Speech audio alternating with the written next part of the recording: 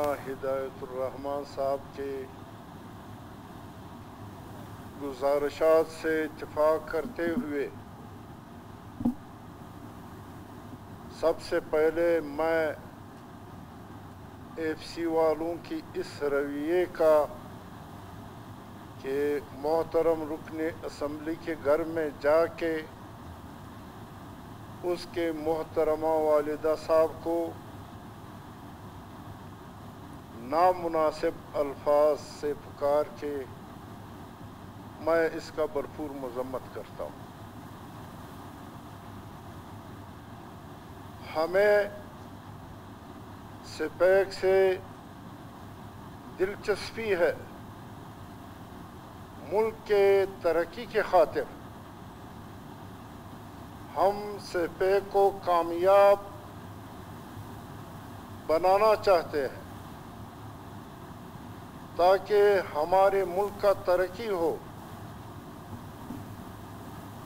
مگر جو لوگ سپیک مغربی روڈ کے خلاف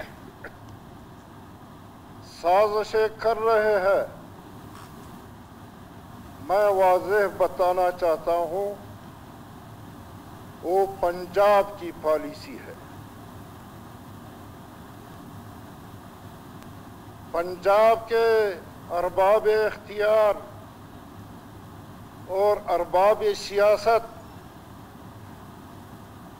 جس طرح بلوچستان کو محروم رکھا ہے، پہلے سے بلوچستان کو اپنا حقوق، اپنا حصہ وسائل نہیں دے رہے ہیں، اسی طرح سپیک کے مغربی روٹ کو نہ چاہتے ہوئے یہ ہیلے اور بہانے بنا رہے ہیں کہ یہاں دہشت گرد ہے۔ اگر سپیک کے خلاف سازش ہو رہا ہے تو پھر پنجاب میں کیوں دہشت گرد اس کو روکنا نہیں چاہتے؟ کیوں یہاں خیبر پختونخوا یا بلوچستان کے اندر دہشت گرد ٹی ٹی پی ہو یا بی ایل اے ہو، جو بھی ہو، سرگرم عمل ہے؟ ہم اس حوالے سے یقین رکھتے ہیں کہ یہاں نہ ٹی ٹی پی ہے نہ بی ایل اے ہے، یہ مصنوعی بی ایل اے اور ٹی ٹی پی ہے، اس کو بنایا گیا ہے تاکہ بہانہ ملے۔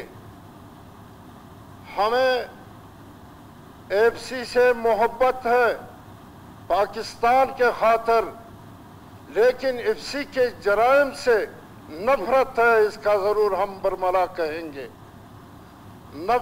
ایف سی اپنے نفری کو، اپنے قوت کو، اپنے قانونی جواز کو دائرے کے اندر رہتے ہوئے رکھے، اس طرح ناقابل برداشت ہے کہ وہ لوگوں کو لوٹے۔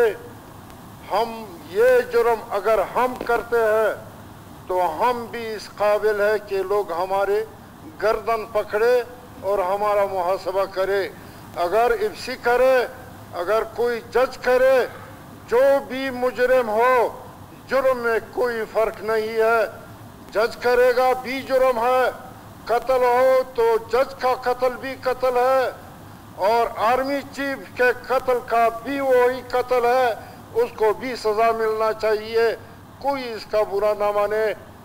جب حضرت عمر احتساب اور احساب سے بالاتر نہیں تھا تو پاکستان میں ہم یہ عوامی رائے یہاں بیان کرنا چاہتے ہیں کہ ہمارا نہ پرائم منسٹر، نہ صدر مملکت، نہ آرمی چیف، نہ chief justice of Pakistan supreme court کوئی بھی حساب سے بالاتر نہیں ہے۔ جو بھی مجرم ہو اس کو مجرم کے نظر سے دیکھا جائے۔